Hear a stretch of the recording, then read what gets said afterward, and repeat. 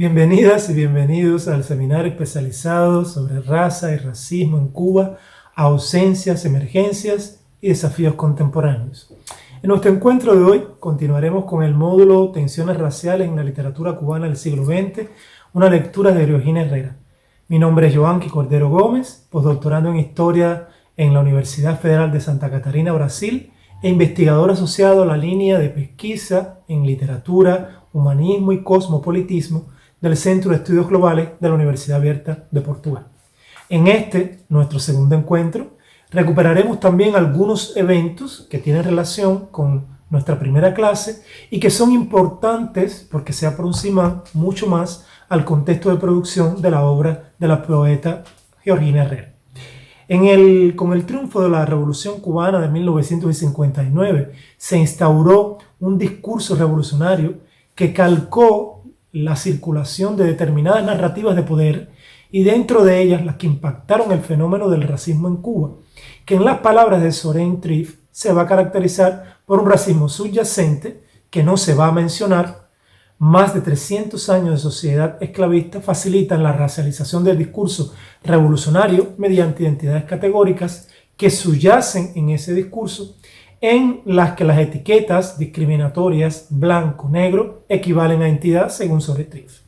Esta práctica, reafirma el autor, va a encubrir las discusiones sobre raza y racismo en los espacios oficiales cubanos, ya que su esencia sería definida como una condición para los revolucionarios asociada a un tipo de identidad cubana, como una manera de encauzar y resolver un debate que se remonta a nuestras luchas de independencia y llega con total fuerza y ropaje a los días de hoy. Es de conocimiento de todos que en el calor de la década de 1960 surgieron desde su inicio instituciones y órganos fundamentales para el proceso. Díganse la Unión de Escritores de Artistas de Cuba, la Casa de las Américas, el Consejo Nacional de Cultura, el Instituto de Literatura y Lingüística, el Instituto Cubano de Arte e Industrias Cinematográficas, el Ballet Nacional de Cuba y un ambicioso sistema editorial que trajo consigo la creación del Instituto Cubano del Libro, entre otros órganos. En 1960, el cortometraje PM, producido por Sabá Cabrera Infante y Orlando Jiménez Leal, que destaca la africanidad justamente de este trabajo, se ve justamente que es recogido en este cortometraje la vida nocturna en La Habana, y justamente por ese motivo fue censurado y acusado de no incluir imágenes revolucionarias y de disminuir los logros de la revolución. Este acto es consecuencia temprana de la lectura de Palabras a los Intelectuales por parte de Fidel Castro en la Unión de Escritores y Artistas de Cuba, empezando así una política cultural y pedagógica centralizadora, controladora, preocupada con la objetividad de la realidad social, el desarrollo económico y la planificación estatal, según las contribuciones de Basayo 2012. Los momentos de tensiones que se vivían en Cuba y exigían un posicionamiento ideológico del pueblo cubano y de sus intelectuales, y cuyo posicionamiento fue expresado en el archiconocido, como ya dije antes, Palabra a los Intelectuales, es considerada entonces la primera formulación de la política cultural cubana para la creación artística y literaria en un país que ya en la época era declaradamente socialista. Esos primeros años se van a caracterizar por la producción de una connotada calidad poética de artistas negros de la talla de Nicolás Guillén, que en el ámbito de la poesía se tornó el máximo exponente lírico de la cultura afrocubana, y Regino Pedroso, destacado en la producción de una poesía que era calificada de profunda y de un elevado tono social. Es reconocido por la crítica que las obras de estos autores sortearon limitaciones del contexto social y el contexto de producción. El racismo en Cuba sería proclamado oficialmente eliminado en el año 1962. Por tanto, se instaura en el área de las ciencias sociales, según Aguirre, 1973, trampas ideológicas y epistemológicas para las ciencias sociales en el tratamiento de la temática de raza y racismo. En este sentido, Esteban Morales va a apuntar en el año 2012 que analizar críticamente un asunto que había sido dado como resuelto podía hacerle juego a la división social entre los cubanos y era como ganarse el calificativo de racista o divisionista o ambos a la vez. Este fue un marco propicio para que algunos proyectos poéticos se fueran delineando y diversificándose y diferenciándose entre generaciones. Por solo colocar un ejemplo que ilustra el tema que estamos discutiendo aquí, los casos de Jesús Coscause y Naucy Morejón, poetas influenciados por la antipoética de Nicanor Parra, uno más que otro, correspondientemente, y que pertenecieron a una generación que afirman con sus versos las nuevas transformaciones sociales y la conformación de una nueva identidad. Otro nombre importante para ser mencionado era el nombre de Roberto Friol. En la década del 70 y el 80, los autores ya reconocidos, así como otros que iban surgiendo, adquirieron también una valiosa madurez expresiva, como ejemplifica la producción de los poetas ligados al Camán Barbudo, a los cuales se reunieron, entre otras numerosas figuras artísticas, investigadores y críticos de la talla de Ángel Escobar, Rogelio Martínez Furé y Leonardo Padura. Este último realizaría posteriormente una incursión en la literatura policial con reconocimiento fuera de las fronteras de Cuba. Se hará notable también la representación de autoras como Ana Cairo en el ensayo, la crítica, la investigación literaria, así como la producción de Marta Lesmes. La caída del campo socialista configuró la situación interna del país y provocó una crisis que, según las fuentes críticas, no tardó en reflejarse de forma literaria y cuya expresión más representativa se encuentra en los textos de generaciones recientes de narradores, donde afloran temáticas de escaso tratamiento posterior a 1959, como la prostitución, la violencia social o el éxito ilegal del país, y el racismo subyacente en el proceso revolucionario silenciado en 1959, se fusionó a la raza del debate en la construcción de una unidad nacional, una identidad nacional, y bajo el argumento de que no existen razas en Cuba, solamente cubanos, refrendada esta afirmación más tarde por estudios de composición étnica. Y frases como "quien no tiene de Congo tiene de Carabalí", junto a la concepción martiana de que hombre es más que blanco, más que mulato, más que negro, cubano es más que blanco, más que mulato, más que negro, vinieron a tornarse prácticamente una política cultural de la revolución que sembró un espíritu confuso y nada contestatario ni heterogéneo, y que, como sabemos, posteriormente no estuvo exenta de equívocos, reconocido así y discretamente por el propio gobierno cubano. En este sentido, estudiosos como Morales, Feraudi y Zurbano concuerdan que las condiciones sociales, económicas y políticas siempre hicieron desaparecer prácticamente la racialidad del cubano como sujeto social y con especificidades culturales y biológicas, y de la práctica del racismo en un contexto marcado por la inexistencia de un debate sobre el problema. Ello debido a una política cultural centralizadora, la negación de la racialidad y la devolución y devaluación de la raza como condicionante de la construcción de la subjetividad. Este panorama, me parece, va a impactar de disímiles formas el quehacer literario nacional, que en aquel momento de plena efervescencia revolucionaria va a ocuparse de registrar única y exclusivamente las conquistas de la revolución y el éxito de una agenda de progreso social, con el objetivo de transformar socialmente las obras de sus creadores y reflejar una nueva época histórica, lo que a mi modo de ver va a implicar también en el proceso literario y su propia evolución. Se produce entonces un encuentro entre los representantes de las distintas generaciones de intelectuales de la cultura y las letras, y no estaba en este momento en cuestionamiento la reconocida tradición lírica, sino la ausencia de temas que abordaran las desigualdades, en este caso, y puntualmente sobre la raza y el racismo, lo que es menester reafirmar que continúan y continuaron silenciadas.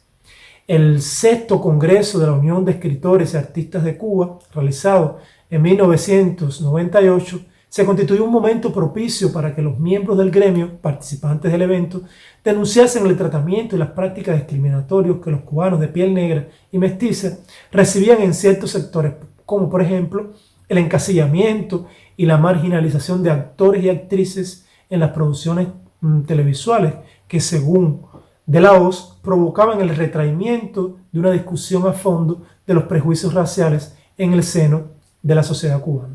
En el mismo año, 1998, la Cofradía de la Negritud, que fue fundada por el ingeniero Norberto Mesa, a la vez que se unió rápidamente al periodista Tato Quiñones con el objetivo de destacar el aumento de las discriminaciones. Jóvenes racializados, muchos raperos, frecuentaban un curso sobre la historia de los racializados impartido por Tomás Fernández Robaina en la Biblioteca Nacional y buscaban su valoración histórica. Otros siguieron, una vez más, complacientes con el proyecto prudentemente llamado Color Cubano, que, formado en 2001 por personas racializadas salidos de la Unión Nacional de Escritores y Artistas de Cuba, proponía reforma de los medios de comunicación y en la educación para promover imágenes positivas de la población racializada. El proyecto, que va a surgir evidentemente bajo los auspicios de la propia UNIAC y que tuvo como objetivo, en las palabras de Esteban Morales, luchar contra el racismo y la discriminación racial desde la realización de un sólido trabajo cultural sobre el tema. 3 años más tarde, la problemática racial y las enquistadas prohibiciones que limitaron un debate saludable sobre el racismo en Cuba provocaron tensiones sociales que, en las palabras de la Hoz, estimularon un análisis y elaboración de propuestas en el orden político. En 2003, un estudio de la Academia de las Ciencias de Cuba demostró que las desigualdades y las diferencias en relación con la población racializada y no racializada habían crecido y que el racismo aumentaba de manera inquietante. La situación socioeconómica de los negros en Cuba había empeorado. De hecho, como ya habíamos apuntado antes, durante el periodo especial en tiempos de paz, que siguió el fin de la ayuda soviética. La autorización de remesas de familiares exiliados y la apertura de sectores económicos con participación extranjera habían agravado su marginalización, ya que los exiliados eran, por supuesto, personas negras. Las desigualdades se habían voltado o habían vuelto tan claras que obligó al gobierno a un nuevo discurso sobre la discriminación racial y la necesidad de combatirla desde el Poder Ejecutivo. En 2006, la Cofradía de Negritud pidió al Parlamento cubano que debatiera la discriminación racial en Cuba y lanzara medidas para asegurar la igualdad de todos. Pedía también la creación de una comisión contra la discriminación y el racismo ante que las víctimas pudieran presentar una queja, así como reformas escolares para facilitar el acceso a las minorías, a los estudios y los puestos superiores de la administración. Finalmente exigía que la población racializada fuera públicamente consagrada por la historia nacional e inscritos en el espacio memorial del país. Esta manifestación colocó la extinción en 2008 de Color Cubano y fue reemplazada por una comisión de la UNIAC para la lucha contra el racismo y la discriminación, dirigida por un alto funcionario del partido y con la misión de organizar coloquios y reflexionar sobre posibles espacios conmemorativos que valorizaran esta causa. Ya las primeras manifestaciones poéticas negras y mulatas en Cuba tuvieron sus orígenes en la poesía popular anónima que fue esbozada y transmitida oralmente en el Bozal de los Esclavos, una especie de dialecto resultado de la fusión entre varios lenguajes africanos, yoruba, ewe, bantú y el español criollo hablado por la clase burguesa. Según Nancy Morejón, este menjunje mestizo es hijo primero de los cantos de trabajo, las congas callejeras y los cantos litúrgicos de los negros africanos llevados a Cuba. Aquellos que arribaron arrancados de su tierra cargaron consigo su cultura, sus lugares de producción y reproducción cultural y toda su ancestralidad. Un bagaje desde lo más primitivo hasta las más avanzadas estructuras sociales que poseían sus propias lenguas. Esta transculturación enriqueció el imaginario cultural aportado por los negros en Cuba, específicamente su cosmovisión, sus mitos, religiones y técnicas narrativas que fueron transmitidas, como ya abordamos en nuestro primer encuentro, oralmente. lo que posteriormente debería haber impactado en la elaboración de una literatura verdaderamente nacional, una incursión que, como hemos venido analizando hasta aquí, fue de alguna manera silenciada. Como sabemos, en la primera generación de poetas, y no estoy aquí distinguiendo género, lo que demandaría un análisis más específico, en la República no mostraron interés en las tradiciones africanas y sus trabajos fueron orientados a ilustrar su ambivalente relación con la metrópolis. En ese sentido, Catherine Davis afirma que décadas más tarde surgido un nuevo ideal en la Cuba revolucionaria que retomaría justamente aquellos años de la República, y aquí sí, refiriéndome al caso de las mujeres, cuya retomada parecía ser una propuesta de proyecto nacional. Estos argumentos justifican la importancia de la existencia y del estudio de la obra de Georgina Herrera, que nació en Jovellanos, Matanzas, en 1936, que es una poeta que ha incursionado en la novela, el cuento, y se ha destacado como guionista de programas de radio, televisión y teatro. En 1960, Georgina se torna colaboradora de Prensa Libre. 2 años más tarde publica por la editora El Puente su primer poemario, G.H., y ella comenta sobre eso y dice lo siguiente: ni siquiera lo titulé, pues solo faltaba la cubierta y yo no me decidía. Y entonces me dijeron, le vamos a poner las iniciales de tu nombre porque no podemos esperar más. Comentó en Golpeando la Memoria, testimonio de una poeta cubana afrodescendiente, 2005. En Georgina Herrera siempre utilizó temas centrados en el género, la historia cubana y el legado africano, con especial énfasis en la vida de las mujeres negras. En 1963 comienza a trabajar en Radio Progreso como copista y comienza a escribir novelas para la radio de forma esporádica. Ya en esa época, Herrera tenía conciencia de la necesidad de colocar a la mujer negra en papeles de destaque y protagónicos, y sobre tales ideas comenta lo siguiente: traté de que las mujeres negras se sintieran representadas en las novelas por algún personaje protagónico. Como eso no pudo ser, y había un programa histórico llamado Grandes Momentos de la Historia, ahí las ponía. A veces, leyendo sobre lo que iba a escribir para ese programa, llegaba la inspiración para un poema. Así surgió Canto de Amor y Respeto para Doña Ana de Sousa. Escribí también sobre Fermina Lucumí, la esclava dirigente de la primera sublevación organizada que hubo durante el periodo colonial, porque esas mujeres merecen ser enfocadas, reconocidas y recordadas. En mis narraciones quise romper esquemas, dar una imagen de la mujer de los nuevos tiempos, y empecé a introducir lo que tenía en mi mente. El poema Canto de Mujer y Respeto para Doña Ana de Sousa, que pertenece al libro Granos de Sol y Luna de 1978, en él la autora subvierte los hechos históricos para construir un nuevo lugar para la reina Nitsa de Angola, creando una mujer fuerte, poderosa, al frente de su tiempo, que resiste a los embates y que trasciende por su universalidad. Esa representación coloca a Herrera, sin dudas, en la propia representación de un símbolo místico imaginario en el cual la poeta se siente constituida. Dicho en otras palabras, Herrera es la personificación femenina de África, según Catherine Davis, 2007. Tiene además publicado otros poemarios como Gente y Cosas, de 1974, Granos de Sol y Luna, de 1978, Grande es el Tiempo, de 1989, Gustadas Sensaciones, de 1996, Gritos, de 2003, Always Rebellious o Cimarroneando, de 2014, y Poesía Completa, 2016. A partir de Gentes y Cosas, un grupo importante de estos poemarios están dedicados a los hijos Ignacio y Anaísa.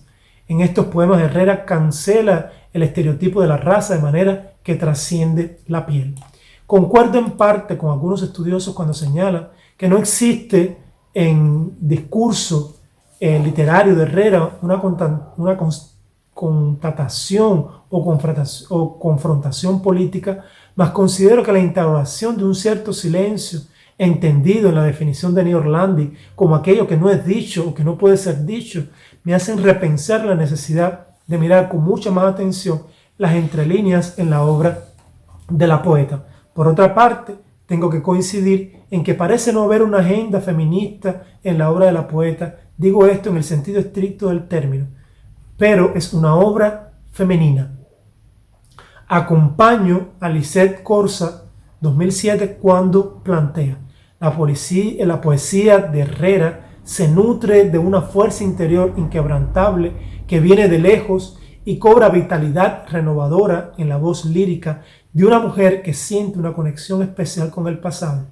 Herrera no es una feminista de agenda, no obstante, nutre un porvenir de más conciencia de los conflictos de identidad racial y sexual que a la vez activan una perspectiva feminista de dichas relaciones y que la enruta a reivindicar su identidad y su africanía.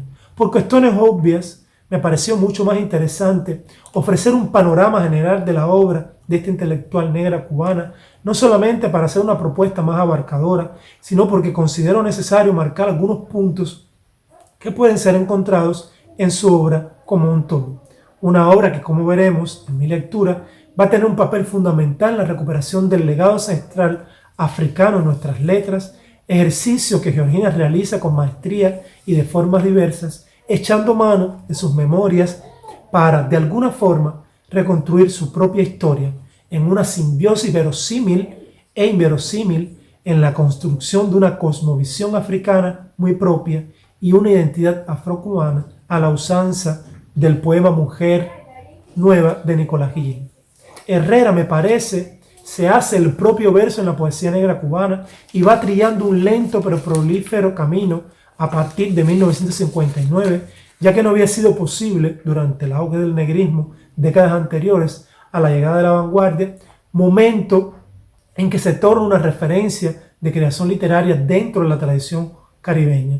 Este percurso evidente, no sin contratiempos. Con la Revolución Cubana se imponen nuevas coordenadas sociales que afectan la producción cultural e intelectual, segundo Zurbano, y es la poesía el género literario que va a predominar en el panorama editorial cubano de los años 60. Acompaño la interrogante de Aimé Rivera en su trabajo El imaginario femenino negro en Cuba, cuando se cuestiona ¿hasta qué punto es lo negro en Cuba un significado trascendente, sea como ausencia negativa o como presencia positiva en la literatura y el arte?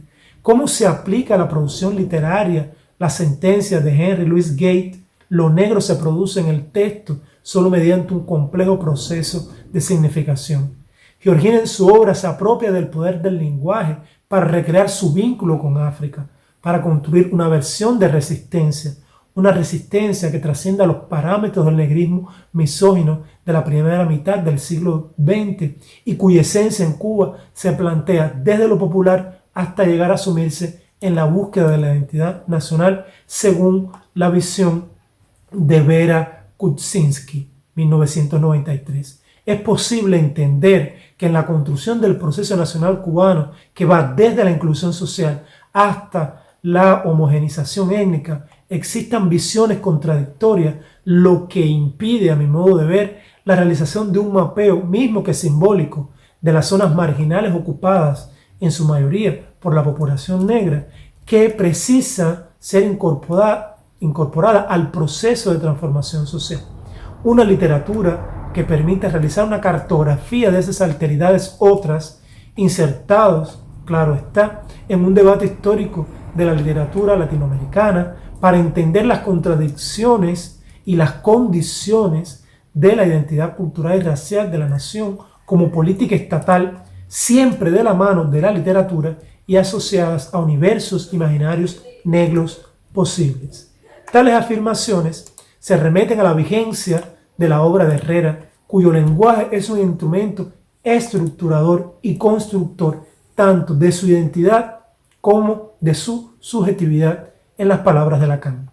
De igual manera, se va delineando en la conjunción de estas concepciones una problemática que aparece como expresión duradera y que abarca el interés literario hasta la actualidad, abarcando la configuración del blanco y del negro, permitiendo así combinaciones y confusiones que disfrazan los lugares y que incluyen prácticas intangibles a nuestra realidad.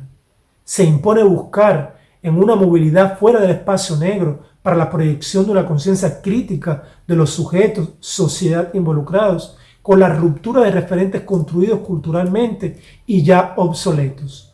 Herrera con su obra apela también desde la estética a los aspectos que constituyen la ascendencia y descendencia africana y de alguna manera las interferencias en la vida de las mujeres a partir de los patrones impuestos, lo que reafirma, a mi parecer, el significado de una negritud resaltada más allá de lo histórico en lo humano, más allá del propio objeto literario, más allá de los silencios y silenciamientos. Por ejemplo, en la tematización que realiza Herrera de la maternidad, de la familia y entre otros temas.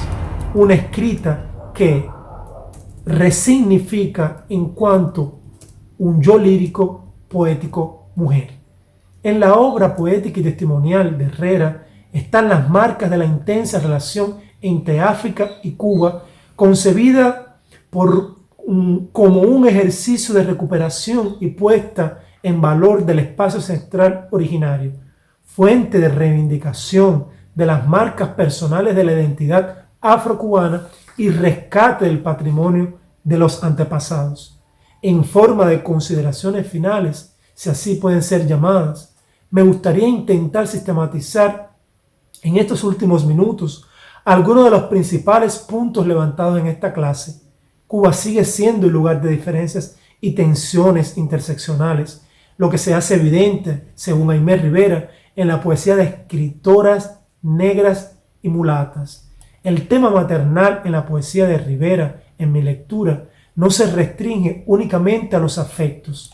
Existe una evocación de una memoria ancestral que va de lo individual a lo colectivo y que recupera vivencias propias a lo largo de la vida de esta poeta en específico y sobre ella justamente porque como estamos hablando de su obra, pero de otras también evidentemente y no son infelizmente tantas.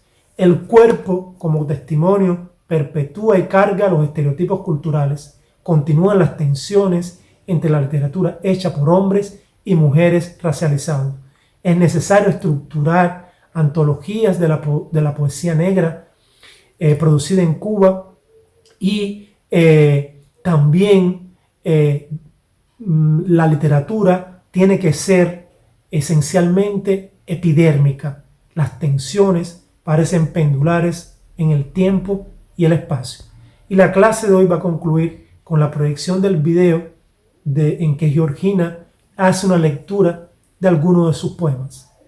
Muchas gracias. Elogio grande para mí misma. Yo soy la fugitiva, la que estruendosamente abrió de par en par las puertas de la casa vivienda y cogió el monte. No hay trampa por sobre la que no hayas saltado. No han encontrado nunca las huellas que conduzcan a mi palenque. Al parecer, he sabido hacer muy bien las cosas. Río bajito e intensamente. Hago muecas a los contramayorales. Tiro piedras, rompo cabezas, siento quejidos y maldiciones. Río otra vez mientras bebo el agua eternamente fresca de los curujeyes, porque en las noches, para mí sola, puso la luna en ellos toda la gloria de su luz. África. Cuando yo te mencione, o siempre que seas nombrada en mi presencia, será para elogiarte. Yo te cuido. Junto a ti permanezco como al pie del más grande árbol. Pienso en las aguas de tus ríos y quedan mis ojos lavados. Este rostro, hecho de tus raíces, vuélvese espejo para que en él te veas. En mi muñeca vas como pulsa de oro, tanto brillas. Suenas como escogidos cauríes para que nadie olvide que estás viva. Todo sitio al que me dirijo a ti me lleva. Mi sed, mis hijos, la tibia oleada que al amor me arrastra tiene que ver contigo. Esta delicia de si el viento suena o cae la lluvia o me doblegan los relámpagos, igual. Amo esos dioses con historias así como las mías, yendo y viniendo de la guerra al amor o lo contrario. Puedes cerrar tranquila en el descanso los ojos, tenderte un rato en paz. Te cuido. Primera vez ante el espejo, viendo una cabeza terracota de 1000 años excavada en mi fe. Dice alguien que no es mi rostro este que veo, que no soy yo ante el espejo más limpio reconociéndome. ¿O es que vuelvo a nacer? Esta que miro soy yo 1000 años antes o más. Reclamo ese derecho. Mi mano va desde ese rostro al mío, que es uno y de las dos. Asciende, palpa el mentón purísimo, la espaciosa boca. Sí, con mucho espacio, así que un solo beso de ella basta para pedir la bendición al viento, la tierra, el fuego y la llovizna. Ahora tocan mis manos la nariz, de un lado a otro va sobre ese rostro de las dos. Esa nariz, mi Dios, en la pradera para mí sola, esa que llaman universo, en la que ando a mi albedrío, atrapa olores, olor a fuego, a tempestad, a tierra y agua juntos, olor de amor, de vida inacabable entra por ella, es el total alimento de mi sangre. Mi mano, al fin, a lo más alto de ambos rostros llega, los pómulos, la frente, baja un poco nada más hasta los ojos que yo miro y me ven, ojos tremendos en los que apaga y aviva su fuego la tristeza. Soy yo, espejo o renacida, soy. Segunda vez ante un espejo. Hoy es mi cuerpo al cabo de los años. Desnuda, algo como de escarcha cierra los cauces de mi piel. Busco lo que pueda ampararla. Rápida cruzo ante el espejo como la misma luz, en tiempo que de tan breve no podría medirse. Pero queda clavado entre mis ojos el retrato de lo que soy. Me asusto, ya después me acepto. Intacto está en mi cuerpo un tiempo de lejano esplendor. Donde hubo gloria, nada estará vencido. Y siendo así, mis manos se concilian con lo que palpan cuando lo toco agradecida. Reconozco del vientre ancho, movedizo, el sitio de todos los milagros del amor. Siempre el amor mandando, recibiendo códigos para mí sola. Era entonces mi vientre sustancia sideral enloquecida, cera, barro, mármol diluido en fuego de aguas para mordear planetas.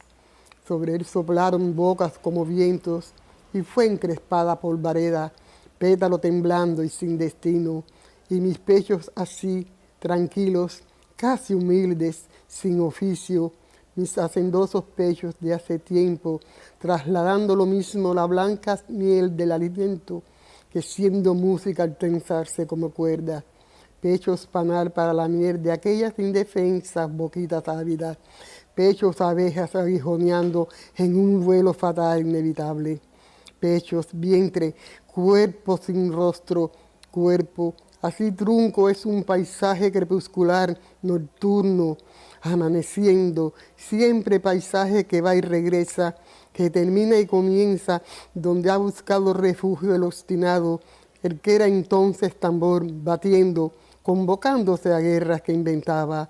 Sí, el corazón que pide paz ahora. Mínimo elogio para mí misma. A los que la conocen, digo, permítanme este elogio por Georgina, por su oficio de lámpara pequeña, porque dócil a tu capricho, vuelve al primer día de amor sobre la tierra. Gritos.